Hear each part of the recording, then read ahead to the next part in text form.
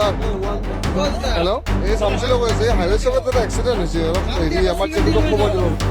আপোনাৰ চাইকেল দি পাৰ হ'ব লগতে মানে অচিনাক্ত বাহনে খুন্দি আহিছে মানুহজন খুব চিৰিয়াছ কণ্ডিশ্যন আমাৰ এইপিনে মিউনিচিপালিটি এইপিনে সোমাই আহি দেখা হ'ব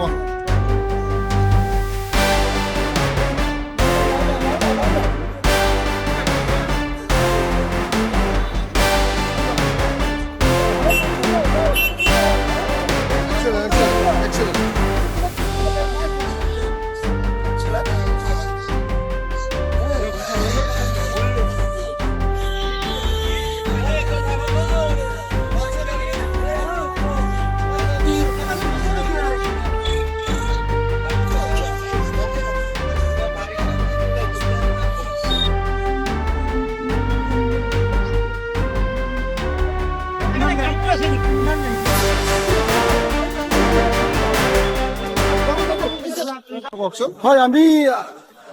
এটা আৱাজ শুনা পাইছো আৱাজটো শুনাৰ পৰা আমি দৌৰা-দৌৰিকৈ আহিছো দেখা পাওঁ যে মানুহ এজন ৰাস্তাৰ ওচৰত পৰি আছে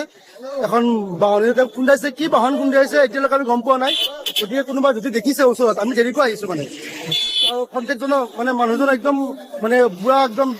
তেজেৰে পুৰা একদম মানে লুতুৰ পুতুৰ হৈ আছে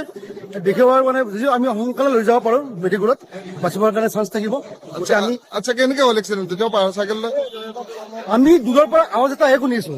তেওঁ ৰাস্তা পাৰ হওঁতে হ'ল নে আহি থাকোঁতে হ'ল কেনেকৈ হ'ল নাজানো কিন্তু ওচৰৰ মানুহে কৈছে যে এখন স্কৰ্পিঅ বাহনে বহুত টাইম ইয়াত ৰৈ আছিলে তেওঁৰ পিছত অকণমান টাইম ৰৈ কিনে বাহনখন আৰু ওলাই গ'ল কিন্তু এতিয়ালৈকে গম পোৱা নাই যে স্কৰ্পিঅ বাহনে খুন্দিয়াইছে নে ট্ৰাকে খুন্দিয়াইছে এতিয়ালৈকে গম পোৱা নাই মানুহজন ক'ৰ চিনি পাইছিলে নাই এতিয়ালৈকে ওলাই নাই ঘৰৰ মানুহক ফোন কৰিছে এতিয়ালৈকে আহি আছো বুলি কিন্তু ক'ত প্ৰপাৰ ঘৰ এইটো বস্তু এতিয়ালৈকে গম পোৱা নাই আচ্ছা ক'ত পঠোৱা হৈছে এতিয়া এতিয়া আমি স্বাস্থ্য হস্পিটেলত পঠাইছো এখন ৰাস্তাত গৈ থকা মানুহকে আমি ৰখাই কিনে তেখেতক স্বস্তিলৈ পঠাইছো আৰু প্ৰশাসনো আহি গৈছে ইতিমধ্যে প্ৰশাসনো গৈছে